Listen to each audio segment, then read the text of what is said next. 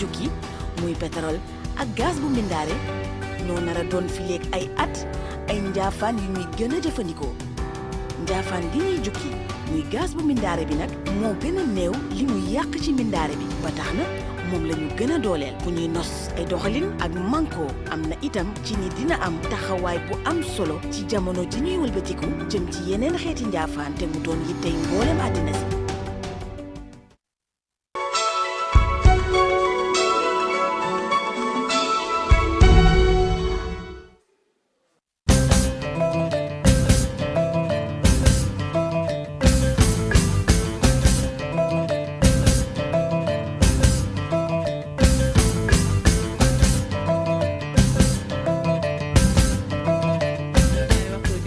tegal fanweeri simili mbokk yi ñu ngi leen di nuyu di rafetlu seen ànd ak seen kóolute xibaaru marax yeeg ponk yi ca gën a fës fitna gaa ngay wéy ca Ukraine mu mel ni takk der ya nekk ca Russie ñoom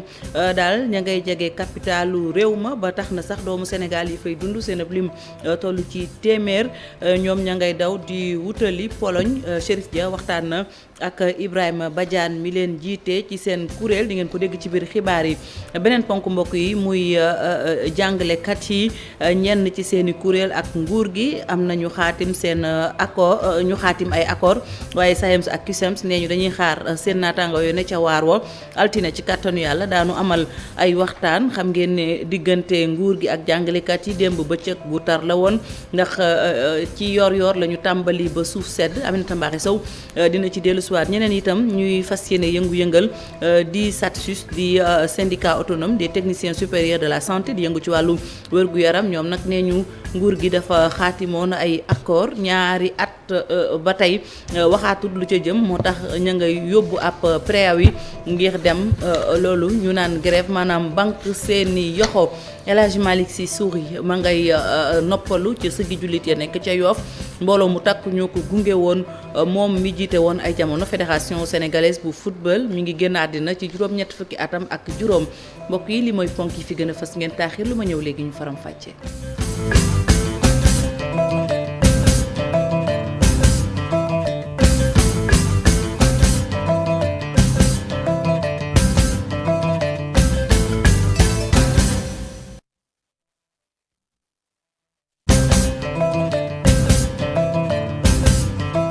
rafetloo ci ànd bi ak kóolute bi ci télévision Futurs Médias dal leen jàmm mbokk yi xibaaru marax yi dañu koy doore ak nanu ko junjee mu mel ni fitna ga ma ngay gën di tar foofee ca Ukraine ndax takk der ya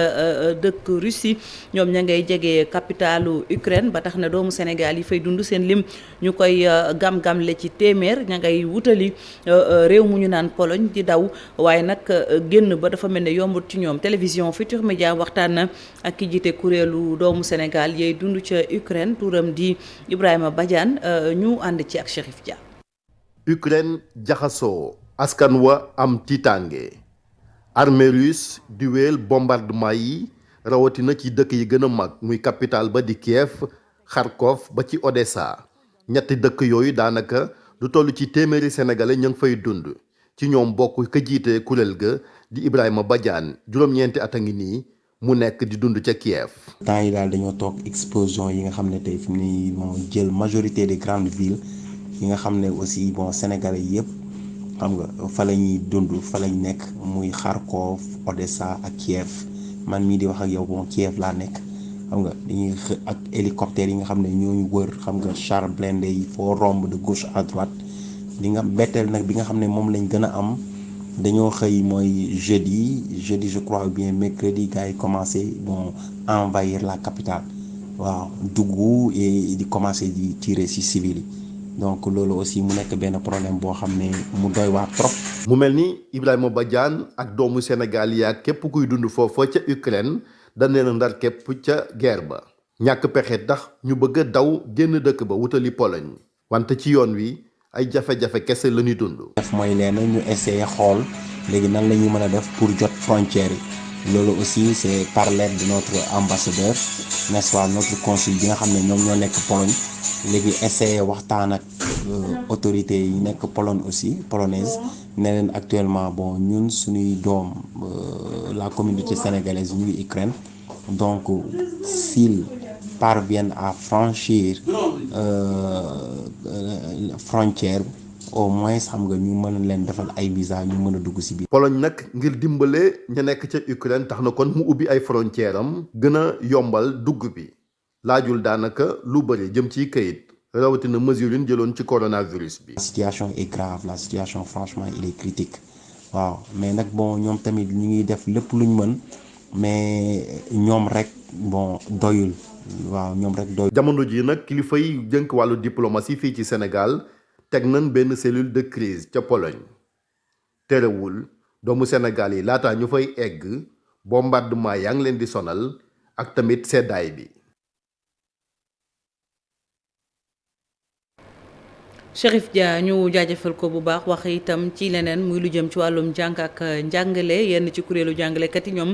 xaatim nañu accord yi waaye SAEMS ak CUSEMS ñoom ne ñu daal dañuy xaar seen naataango yoo nekk ca waaroo ba tax na altine yamook gannaaw ëllëg ci kàttanu yàlla daañu amal ay assemblée générale waaye juróomi kuréel yi nga xam ne ñoom dañoo xaatim ne ñu la ëpp ca ñoom ña nga ca daara yu diggu doom yi Aminata Mbari Sow Mouhamed Dieng ñoo ci indeel ay leeral. ñaari syndicat ñoo toogoon ci table bi di négocier gouvernement du Sénégal waaye bi mbir yi jeexee juróom ci ñoom rek ñoo nangoogum signé proposition yi gouvernement joxe. ba ñu capitaliser loolu yëpp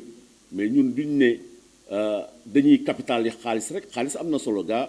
te jox nañu ay assurance ni net bi bii yoon kenn du si def impôt te wan nañu ni également def nañu ay jéego si loo xam ne daf ñu naqari woon mooy ay jàngalekat yu bokk benn hiérarchie écart bi rëy trop ñu def si benn jéego ñu gis ni au-delà de l'aspect pécuniaire am na yu am solo yoo xam ni jàngalekat yi naturellement moom la ñuy xaar mooy yi ma cité sànq jël nañ si ay engagement jël si date société civile bi toog def comité de suivi. SAEMS ak CUSEMS ñoom nee nañu aussi fekkuñu accord boobule lu waral loole nee nañu lépp ca base ba lañ koy delloo. nguur gi nag defal nañu ay proposition ñu taataan yépp te lépp nag comme ñun ay ndaw lañu te ñu jàngalekat yu ne ci classe yi daara yi diggi doom yi suñuy nawle lañu gënuñu leen dañu am kóolute ci ñun am yaakaar ci ñun jiital ñu ne ñu boo leen demee na ngeen ci taxaw déglu défendre école bi défendre système bi loolu lañ def taataan nañ ñu lépp nag def nag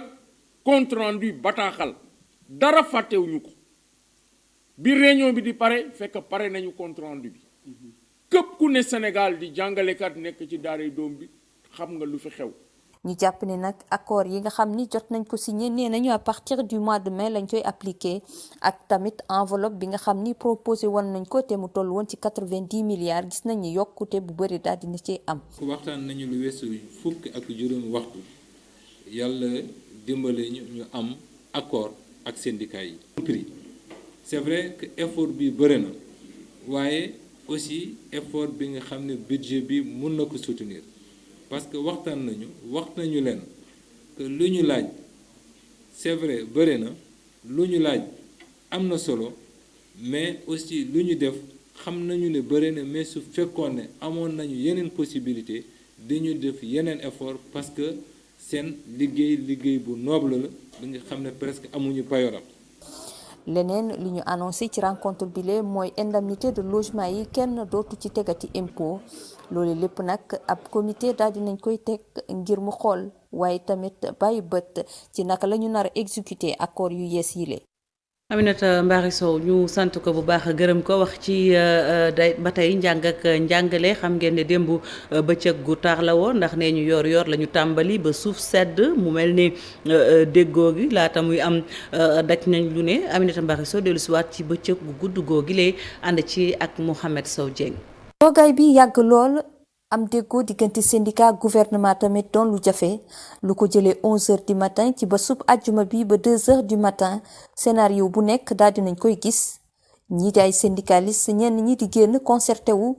ñeneen ñi di waxtaan ak ministre yi lu ne daal dinañ koy def ngir déggoo am diggante gouvernement bu Sénégal ak syndicat mbir yi daal di jafe lool guddi gi di dem mbir yi di gën a dëgër yenn ci ay journalistes ñu woon ngir taataan ay information daanaka mbir mi mujjee metti lool ci ñoom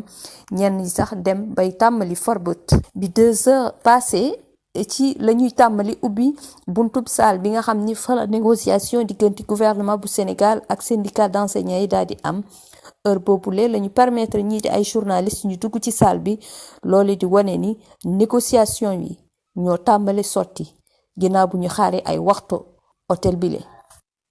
Aminata Mbaare Sow ñu lay jaajëfal ci liggéey boo bilee ñu wax ci leneen mbokk yi muy lu jëm ci yëngu ci wàllum njàng yëngu ci wàllum wér-gu-yaram ngeen baal ma bokk na ci ñu naan SATSUS di syndicat autonome des techniciens supérieurs de la santé ñoom wàllu wér-gu-yaram la ñuy liggéey nee ñu nag daal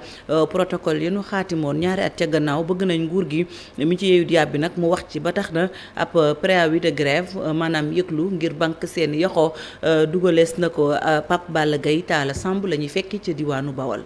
ñu respecté bépp accord goo xamante ne tënkoon nañu ko loolee muy bëbatuk ñii di syndicat autonome technicien supérieur yu santé yi lee moom mi nekk secrétaire général national bi Farba Ibrahima Ndiaye di fàttali nguur gi ay engagement yoo xam ne bokk na ci ñu daal di door ay formation yoo xam ne dana tax ñu gën a yokk seen xam-xam. ñu waroon a commencé formation boobu ci mois de février bi maanaam ci fukki fan ak ñeent parce que mois de février ñaar fukki fan ak juróom-ñett la buñ ne mi février bon fukki fan yeeg ñeent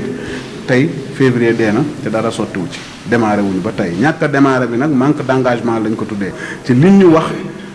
pratiquement mooy problème de budget problème mu xaalis danañu jaaxal lool ku gis li ñu def ci campagne yii xaalis bi ñu génne ak li ñu def bu ñu waxee problème mu xaalis dinañu poser problème. tax na sax ñu daal di amal ab préavis de grève goo xam ne door nañ ko tey jile suñu sukkandikoo ci Farba Ibrahima Ndiaye. préavis bi mu ngi tënku ci diirug ñaar fukki fan ak ñeent ci weeru février bi ba ci ñaar fukki fan ak juróom-benn ci weeru septembre bi ñu dëgmal waaye nag dafay am benn weer goo xamante ne dañuy déglu nguur gi ngir mu daal di mën a saytu xool li nekk ci dossier bi donte naam la ca nekk lépp xam na ko ndax yàgg nañu di yëkkati kàddu ngir daal di revendiquer ponk yi nga xam ne moom la ñu tënkaat ñun daal pare nañ ngir daal di amal ab waxtaan waaye lu jëm ci wàllum door formation bi loolu moom duñ ci deltu ginnaaw. y a pas lieu de discussion. saafara lépp luy seen revendication boole ci ñu gën a aar agent de santé yi nga xamante ne ñu ngi nekk ci biir réew mi SATSUS nag jamono ji nag muy gën di ñaawlu mettital yi nga xamante ne dañ koy faral di def seen i agent yoo xam ne seen liggéey dong lañ jàpp ne moom la ñuy def. Pape Balla Gaye ñu sant ko bu baax gërëm ko wax itam ci kuréelu way retraité yi fii ci Sénégal ñoom it ña ngay fàttali nguur ak Sénégal ay digge yoo xam ne digge woon na ko seen digg ak ñoom bokk na ca lu jëm ci wàllu wér-gu-yaram ak yu ni mel seen assemblée générale ba ñu amaloon ci diwaanu Thiès te Medoune Deme jiite woon kuréel ga yëkkati na ci ay kàddu ñu fa teewaloon di Cheikh Anta Diop ak Sey Latir ñoo toogal Groupe Futurs Médias ca Thiès kaay benn dëkk ñaari gaar. feuille de route mi ngi jëm ci fexe ba ñun ci suñu bopp pension yi ñu amee ak tabat yi nga xamante ne les orphelins les veuves et les personnes yi nga xamante ne ñoom ci seen bopp dañoo retraité ba noppi te ñoom ci seen bopp seen i charge ëpp seen doole li nga xamante moom la ñuy am ñooñu la ñuy fexe ba ñoom ci seen bopp la nga xamante ne moo def IPRES am ko mu yokk nu prise en charge sanitaire prise en charge yi naka lay demee ñu jëlal nu à 100%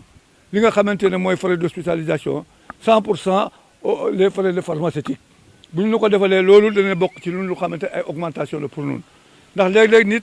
ñu yóbbu ko mu dem hôpital ñu laaj ko fa ay garab yoo xamante ne du ko mën a def fekk IPRES bindal na ko une feuille boo xamante ne garantie la mais lam ko garantir la nga xamoon ne ca texte mooy deuxième catégorie hôpital Dantec loolu la ñu bëgg ñu jël ko en charge à 100%. revendication yi nga xamante ne moom lañ defoon ci la société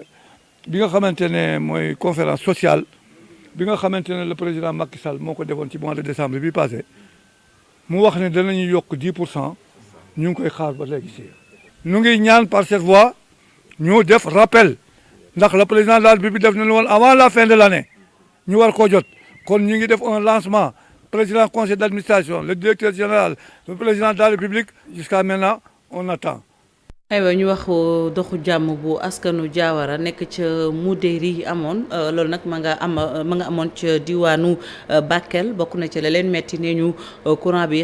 xuy kamaj ba noppi itam facture yi bu ñëwee seer loolu tax ñuy sàkku ci ñañu dénk liggéey ba nga la ñu abale ndax la ñu gis mooy dañ leen sant ci liggéey defuñu ko na mu waree moo tax sax jël nañu ab mémorandum jébbal ko sous-préfet bu Moudéri ci teewaayu Omar Gueye la woon. Diawara nekk ci département bu Bakel sous-préfet bi di Pape Dieng mi ngi dalal xelu askan wi nee na nag techniciens yi nga xam ne ñooy liggéey ci SOGES muy société bi ñu dénk lépp lu jëm ci wàllum ndox mi dina indi ay saafara ci jafe-jafe yi ndox yi am ci Diawara. unité de potabilisation bi nga xam ne moom moo indi problème bi parce que moom mooy dooleel forage yi nga xam ne ñoo fi nekk ndax forage yi ngi fonctionné mais forage yi ñoom rek mënuñ jox ndox ba mu mag dëkk bi unité de potabilisation boobu nag moom installation yi fi nekkoon amoon na jamono yi passé ay coupure yoo xam ne day xaw a bëri léeg-léeg coupure ci ñoom liñ ma wax coupure sax mais ci guddi gi nag kenn du fa nekk suy ñëwaat ak doole bi ñu ñëwee dañuy am lu yàq loolu tax yàqoon na armoire bi fa nekk yàqoon na également pompe yi nga xam ne ñu fa nekk mais waxtaan nañ ci kere ak waa SOGES pour ñu trouver ay solution. ginnaaw benn doxu ñaxtu bi nga xam ne askan wi ñu ngi ko doon amal nee nañu nag jafe-jafe yi ndox wàllum Diawara yàgg na waaye nag li ci gën a tar mi ngi tàmbale ci weeru novembre atum 2021 bi. dañuy fay suñu facture bi day ñëw weer bu dee bu jot parce que da nga ne jigéen moo ne ci waañ bi jigéen mooy fóot jigéen mooy togg suñu borom kër yi tey ñoo ñu fopp tey lu ko sabab ñun ñoo ko sabab parce que balaa nga dem ci jàkka jooy julli foog nga am jàpp boo amulee jàpp moom la. problème yooyu en 2 jours 3 jours dañ ko doon réglé mais léegi SOGES bu ñu fi ñëwee ba léegi day gën a métti rek te sonn nañu. ñu nekk nii ndox amatuñ ko. dañu waroon servir nekkuñu fu ko loolu donc nañ fi jógee loolu la ñuy laaj rek comme koy li fekk saafara di am li jaaxal askan wi mooy Diawara nekk benn dëkk boo xam ne dafa tiim ci fleuve Sénégal rawatina fi ñuy duppee Falémé. Omar Gueye ñu des ba tey ak askan wi ak ñaxtu yi kuréel gi nga xam ne dafa boot liggéeykatu banque yi section bu CBAO ñoom it daal ñu ngay sàkku rek ne ñu anam yéen ñuy liggéeyee ñu xoolaat ko ba noppi itam loolu ñu naan heure supplémentaire ñu koy liggéey ca bokkut ci woon ñu leen koy fay ak yeneen i mbir te itam direction générale ba na mu doxalee rafetlu bu nu ko ñoom yooyu liggéeykat nee ñu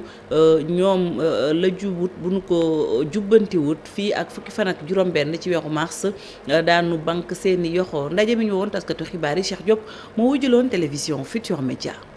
li ñuy laaj te ñu njort ne seen ak seen yelleef bari na ay at mi ngi ni nag ñuy dund lu nu mel syndicat unique des travailleurs des banques et établissements financiers du Sénégal section CBAO di ñu wax ana lan moo nekk seen ay jafe-jafe. bu ci jiitu mooy la mise en œuvre de l'ouverture du capital au personnel nu ñuy fexe ba personnel bi dugg ci capitalu banque bi loolu ñu leen di xamal ne ñoom ñoo ko waxoon. poñ bu ci topp mooy lu ñuy tuddee relèvement du taux de la prime de résultat maanaam prime bi ñuy fay ñu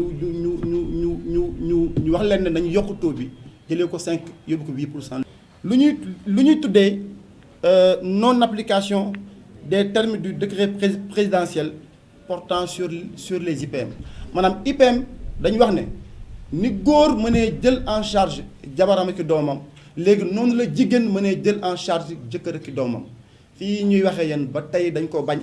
am na ay jigéen yoo xam ne dañoo am ay jëkkër yu feebar yu tëdd mënuñ jóg ñu indi leen ay facture ñu bañ ne duñ ko jël. dindi wi nga xam ne CBAO daal na koy dindi guichet unique bi itam doon na loo xamante ni waxtaanee nañ ko ci wile ndaje. ñoo jàpp ne loolu dafa yanuwul sax maanaam xel mënu koo dégg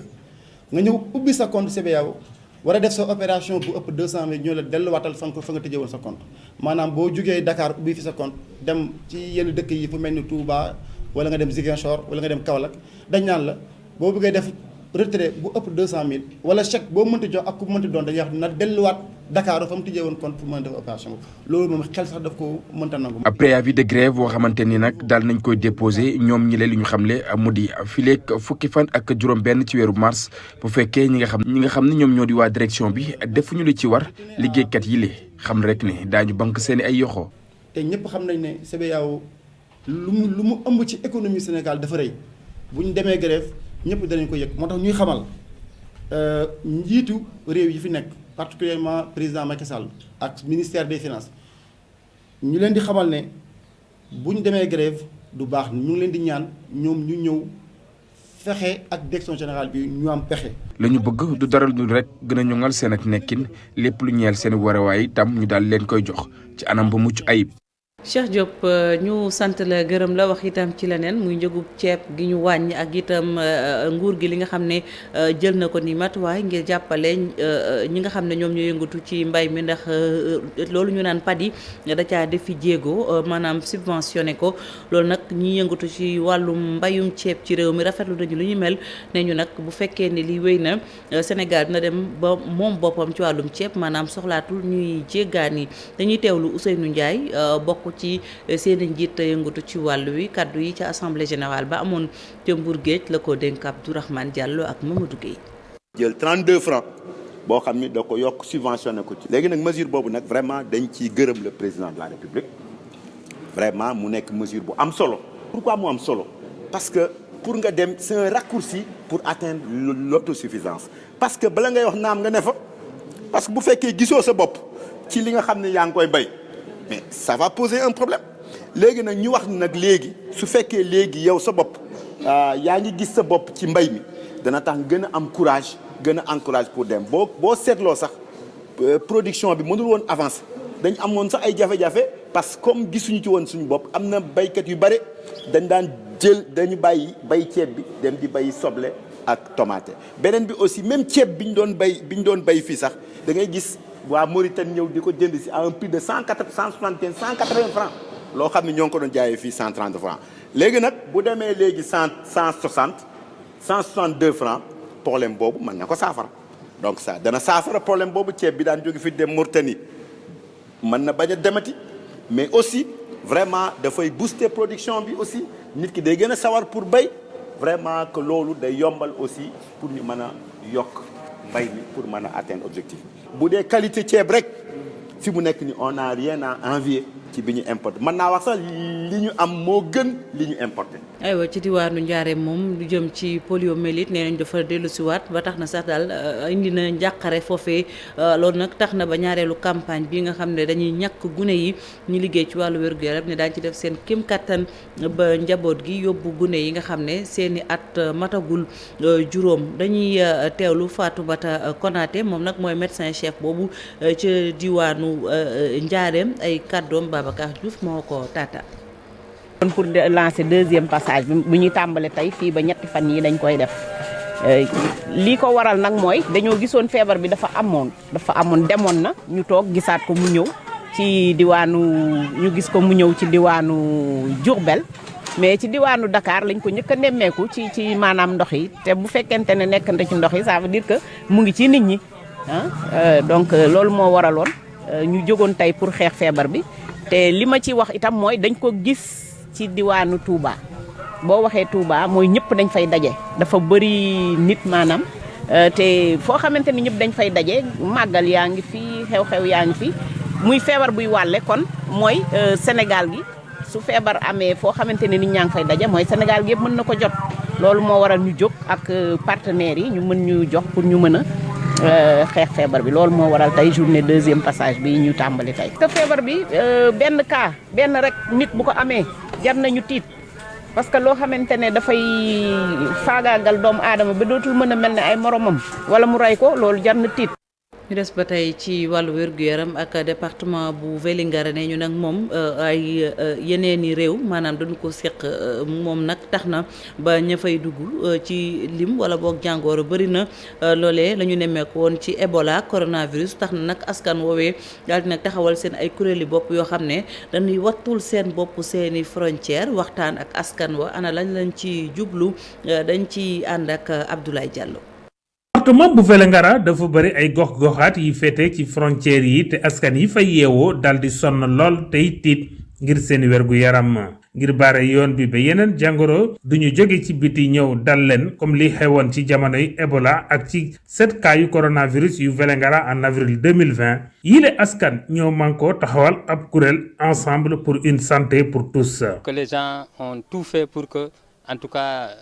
fii de ñun fexe nañu ba jàngoro mbas mi jaru fi ngir dugg ci réew mi dañoo taxawal ay kuréel fu ne ci dëkku kaw yu suñu gox ngir ñaax askan wi ci fànn woowu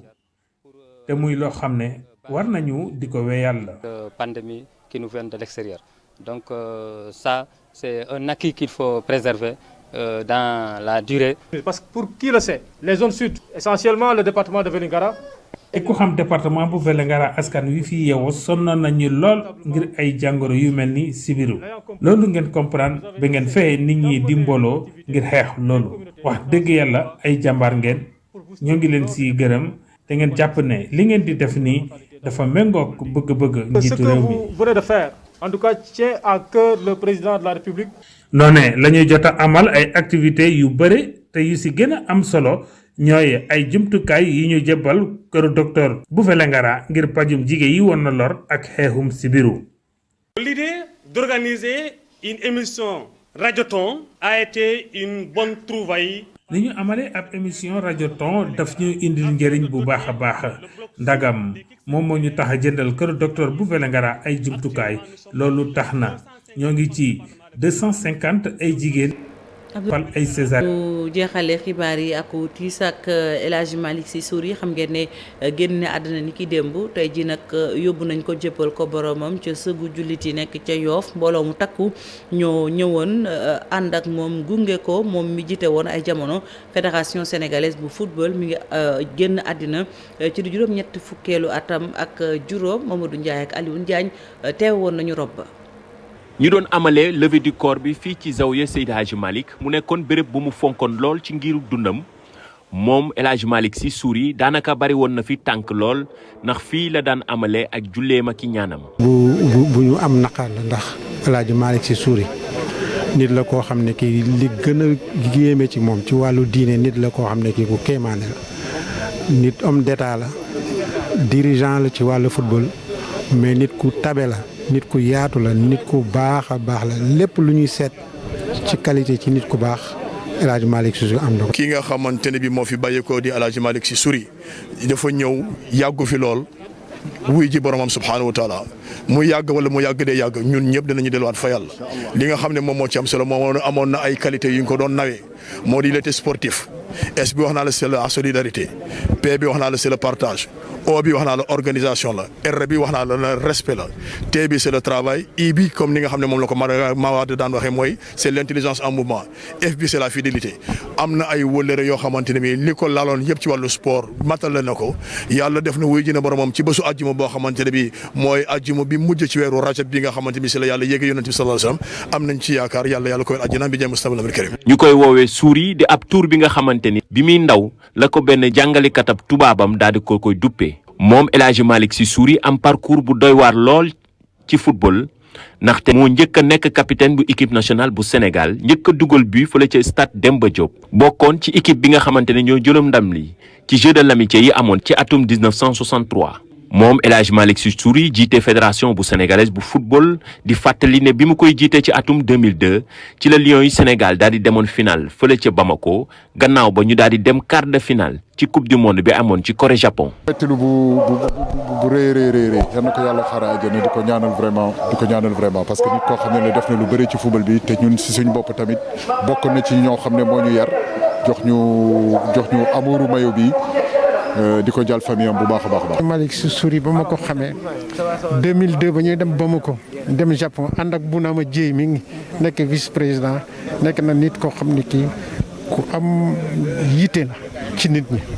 ci sport bi man biñ ma nommé ministre des sports il faisait partie de mes grands conseillers bi mu fi bi ko yàlla di jël yal na ko yàlla xare aljana yal na ko yàlla yërëm. nekkoon na fi aussi royukaay parce que footballeur la woon def fi ay jaloore yu rëy depuis année 60 yi donc sans compter liggéey bu rëy bi mu def en tant que maanaam haut fonctionnaire dans ce pays en tant que ministre donc ku mel noonu bu fi génnee naxar moo ñuy jàppa waaye jàngat buñ ci mën a am rek mooy jàngatu koo xam ne dafa liggéey ba liggéeyam mët mu wàcca donc defe naa loolu la ñuy jàpp parce que tey yàlla may na ko mu fekkee ci dundam coupe d'Afrique bi nga xam ne moom la doon liggéey guddeeg bëccëg pour mu ñëw pour mu yegsi donc defe naa côté boobu la ñu war a gën a jàpp di si sant yàlla di ko ñaanal te xam ne moom moo ubbi yoon bi ba tey ngëneel yi ñuy gis fii ci football sénégalais ak ci sport sénégalais ñu am ko fii. mu wan ginnaaw monde sportif ak GIA bi mu bëggoon waaye xel ak xol bu neex la yóbbaale ndaxte fekk na ci bu équipe nationale bu Sénégal di gagné Coupe d'Afrique des Nations fële ca Yaoundé moom nag léegi ma ngay noppalu fële ca cimetière Yoff yi. Mamadou Ndiaye yàlla na sa borom dolli ko njéggal te suuf woyof ci kawam moom ak képp ku mu fekk barzaq ak ku ko fa fekk mbokk yi mi ngoog fii la ñu yem ak yéen ci xibaar yi jaajëfal leen ci seen safo ak seen kóolute la yaa Soukeyna Ndiaye dina teew ci xibaar yi ci français ñu fanaan jàmm.